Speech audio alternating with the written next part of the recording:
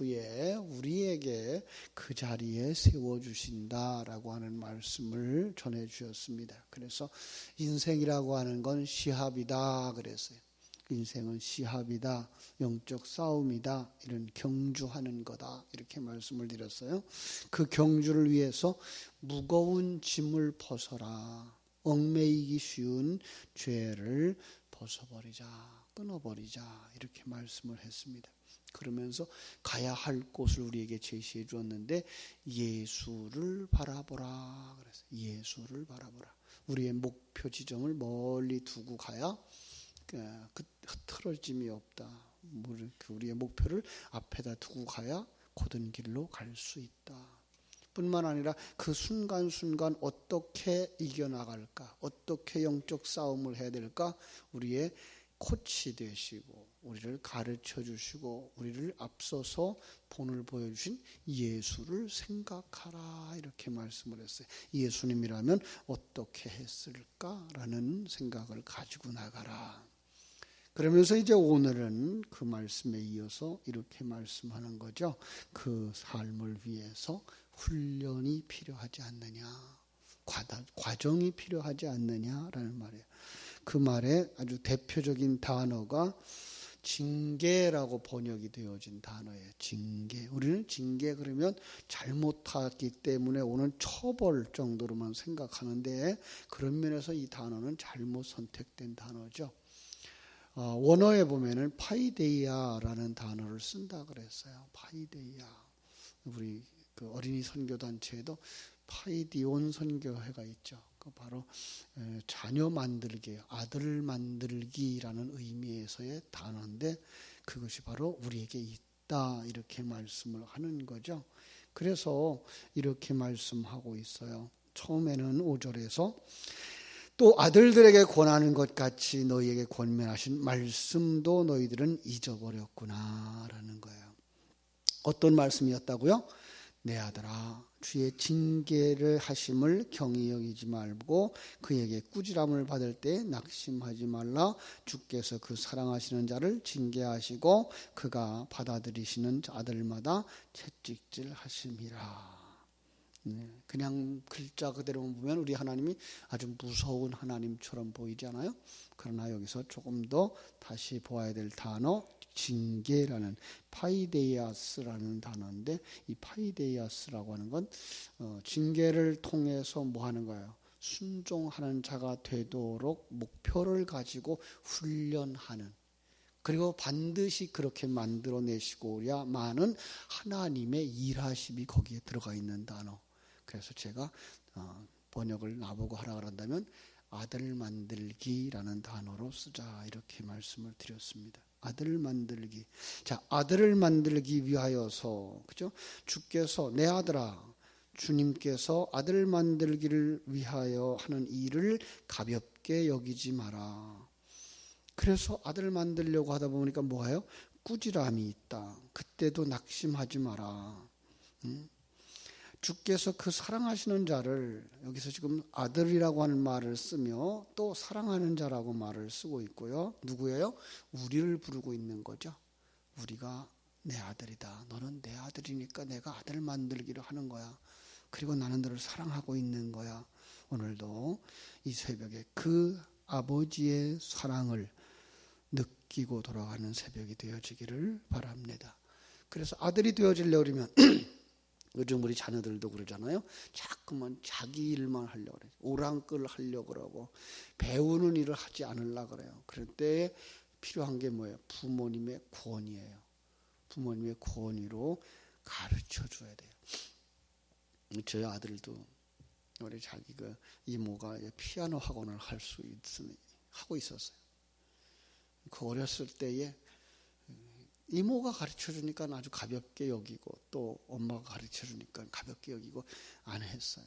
그때 더 이렇게 강권해서라도 세워주고 피아노를 할 수 있을 만큼 해줬으면 더 좋았을 걸이라는 얘기를 이제 나이 먹어서야 해요. 그때에 바로 그것이 부모님의 권위고 부모님이 일하심인 거죠. 그렇습니다.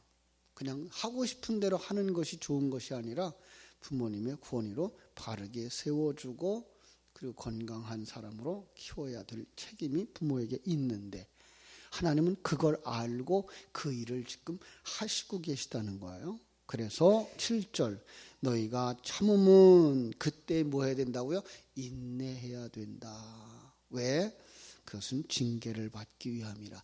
아들 만들기를 하기 위한 그 하나님의 아들 만들기에 참여하기 위함이라 이런 의미죠. 그렇습니다. 하나님이 아들과 같이 너희를 대우하시나니 우리를 아들처럼 대우하신다라는 거예요. 여기서 아들이라고 하는 건 우리도 이 세상에서 부모가 자식을 생각하듯이라는 의미가 있지만 더 깊은 자리에 나가면 누구예요? 하나님 아버지 성부 하나님이 성자 하나님을 사랑하고 그와 함께 한순간도 예수를 떠나신 적이 없는 그 관계를 유지하고 그 예수를 통해서 하나님의 영광이 드러나듯이 우리를 그렇게 인도하고 계시다는 거예요. 우리를 그렇게 대우하고 계시다는 거예요. 그죠? 그러니 어찌 아버지가 징계하지 않는 아들이 있겠느냐. 징계는 다 받는 거다. 아들 만들기에는 다 하는 거다. 그 아들이 되기 위해서 뭐 해야 돼? 아들 만들기 과정을 통과해야 되는 거다. 그게 이 세상에서는 우리로 말하면 뭐예요? 학교에 다니는 거죠. 그죠?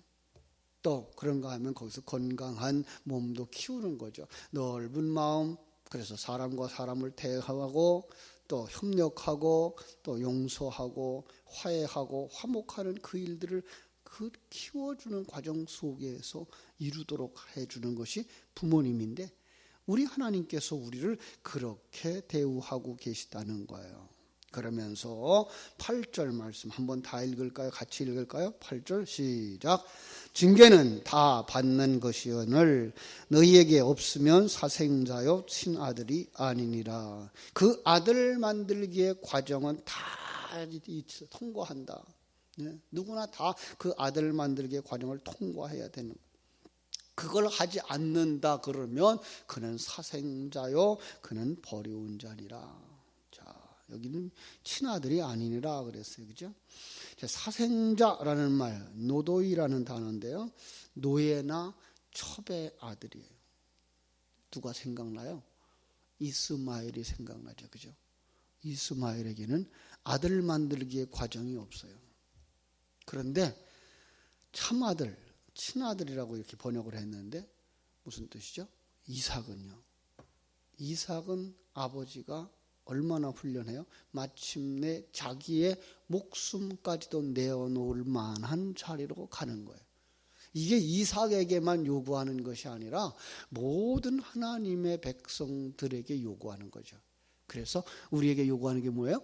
자기 부인하는 거예요. 자기를 부인하고 하나님의 영광으로 가득 채우는 삶을 만들어가는 그 과정에서 자기를 비우고 자기를 부인하고 자기 하나님의 생명을 넣고 하나님의 왕되심을 인정하고 하나님 앞에 순종하는 자 되어지는 것, 이게 뭐예요? 하나님의 아들 만들기다. 그때에 어떻게 하라고요? 9절 육신의 아버지가 우리를 징계하여도 공경하거늘 하물며 너의 영의 아버지께 더욱 복종하며 살리려 하지 않겠느냐. 얼마나 중요한 말씀이에요. 자, 이 세상에서 뭐 한다고요? 야단치는 아버지를 참 분노하는 게 아니라 야단치는 아버지에게 뭐예요? 마침내 순종하는 자 되는 거예요. 그리고 그 아버지를 공경하는 자 되는 거예요. 나를 만들어 주셨기 때문에, 오늘 내가 있게 하셨기 때문에. 그렇죠? 하물며 하나님이야. 하나님이 그 큰 계획을 가지고 그 일을 한다고 해서 내가 그 하나님을 떠나겠느냐? 하나님을 떠난다면 뭐예요? 사생자요, 친아들이 아니라 버려온 자라. 그래서 하나님은 우리를 그 관계 속에서 만들어 가신다라고 말하는 거예요. 마침내 하나님은 우리의 유익을 위하여 그의 거룩하심에 참여하게 하는 줄로 믿습니다. 10절 말씀이죠. 이렇게 보고 있어요. 그들은 잠시 자기의 뜻대로 우리를 징계하였거니와 오직 하나님은 우리의 유익을 위하여 그의 거룩하심에 참여하게 하였느니라. 거룩함, 그죠? 구별됨이라고 그랬어요. 이 세상과 다른, 이 세상의 가치관을 가진 자가 아닌 하나님의 가치관을 가진 사람, 이 세상의 생명을 가진 자가 아닌 하늘나라의 생명을 가진 자, 이 세상의 소망을 가진 자가 아닌 하늘나라의 소망을 가진 자로 바꿔주시는 거예요. 그래야 영원한 삶을 살아가게 되는 줄로 믿습니다. 그렇습니다. 뿐만 아니라 그걸 위해서 뭐해요? 하나님께서 11절 말씀을 주셔요. 같이 읽겠습니다. 무릇 징계가 당시에는 즐거워 보이지 않고 슬퍼 보이나 후에 그로 말미암아 연단을 받은 자들은 의와 평강의 열매를 맺느니라. 그렇습니다. 자, 아들 만들기의 결과가 뭐예요? 의와 평강의 열매를 맺는 자라고 말씀하고 있어요. 이게 의라는 말이 무슨 말이라 그랬죠? 창조주와 피조물 간에 자기의 책임과 의무를 다하는 자. 하나님은 언제나 우리에게 그 책임과 의무를 다 해주시기 때문에 그는 의로우신 분. 우리는 타락해서 불의한 자가 되어졌는데 예수 그리스도의 품 안에 넣고 우리를 작은 예수로 만드는 사람들. 그래서 뭐라 그랬어요? 그리스도의 의를 덧입고 그 안에서 의로운 자가 되는 거예요. 이 두 가지가 다 있어요. 그와 하나 되어지죠. 그래서 우리가 의로운 자 되어졌을 때 그 관계를 하나님과 하나 되어진 사람, 우리가 자기를 비우고 하나님의 삶으로, 하나님의 생명으로 충만하게 채워져서 하나님의 영광을 드러내는 자. 이게 뭐예요? 이게 평강, 평화, 평안 이런 말로 쓴다 그랬어요. 그래서 화평이라는 말도 쓰고요, 평화라는 말도 쓰죠. 그건 뭐예요? 하나님과 하나 되어졌다. 우리는 시커먼 자였었는데 하얀 그것과 하나 되어졌어요. 어떻게? 바로 우리가 하얗게 된 거예요. 거룩하게 된 거예요. 구별되게 된 거예요. 그러니까 우리는 그 연단을 거쳐 가야만 바로 그 자리에까지 가는 건데 바로 그것이 바로 성령의 열매, 의의 열매, 평강의 열매, 하나님의 일하심의 목표라라고 말하는 것을 볼 수가 있습니다. 나는 안 될 것 같은데요. 나는 아직도 죄가 있는데요. 나는 아직도 더러운데요. 그때에 주님께서 이렇게 말씀하셔요. 12절 13절 그러므로 피곤한 손과 연약한 무릎을 일으켜 세우고. 누가? 하나님이. 여기에 피곤한 손이라고 하는 것은요, 아주 움직일 수 없는 손이에요. 그러니까 죽은 자와 같은 방불함, 이런 의미예요.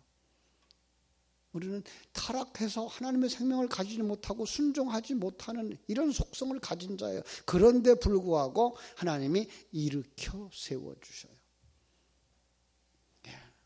이 새벽에도 하나님께서 여러분을 붙들어 주시고 일으켜 세워주고 있다는 사실을 깨달아 알고 그분께 감사하는 여러분 되시기를 바랍니다. 뿐만 아니라 너의 발을 위하여 곧은 길을 만들어서 저는 다리로 하여금 어그러지지 않고 고침을 받게 하리라. 여기서 그렇게 하라라고 하는 말은 우리에게 그 하라고 다 주신 것이 아니라 하나님이 그렇게 해 주시겠으니까 그 일을 가라라는 거예요. 다시 말하면 하나님과 함께 가는 길, 하나님과 함께 동역하는 사람. 우리의 힘으로 안 돼요. 우리의 힘으로 평강의 열매를 맺을 수가 없고 의의 열매를 맺을 수가 없어요. 하나님과 하나 되어질 수도 없고 하나님이 원하는 의의 사람으로 완성될 수도 없어요. 그래서 하나님이 내가 있잖아. 내가 네 연약한 손을 붙들어주고 내 연약한 무릎을 굳게 세워줄게. 너로 하여금 건강한 자 되게 해줄게. 그렇게 이미 걸어온 인생들이 누구였어요? 앞에 있었던 믿음의 조상 아브라함의 삶, 다윗의 삶, 하나님의 사람들의 삶이었어요. 그걸 바라보고 오늘도 우리를 아들 만들기의 과정, 자녀 만들기의 과정 속에 밀어넣으시고 거기서 훈련과 연단을 통해서 의와 또 거룩의 아름다운 열매를 맺어 하나님과 화평한 자 되게 하시는 하나님이 그 일하심을 깨달아 알고 그 속에서 주님과 함께 가서 그 길을 완성해서 하나님을 기쁘시게 하는 이 땅에서도 살아가는 우리 자녀들이 부모님을 기쁘시게 하는 자 되는 것처럼 참 부모 대신 하나님을 기쁘시게 하는 여러분 되시기를 주님의 이름으로 축원합니다. 기도하겠습니다. 하나님 우리 아버지 크신 사랑과 은혜를 감사합니다.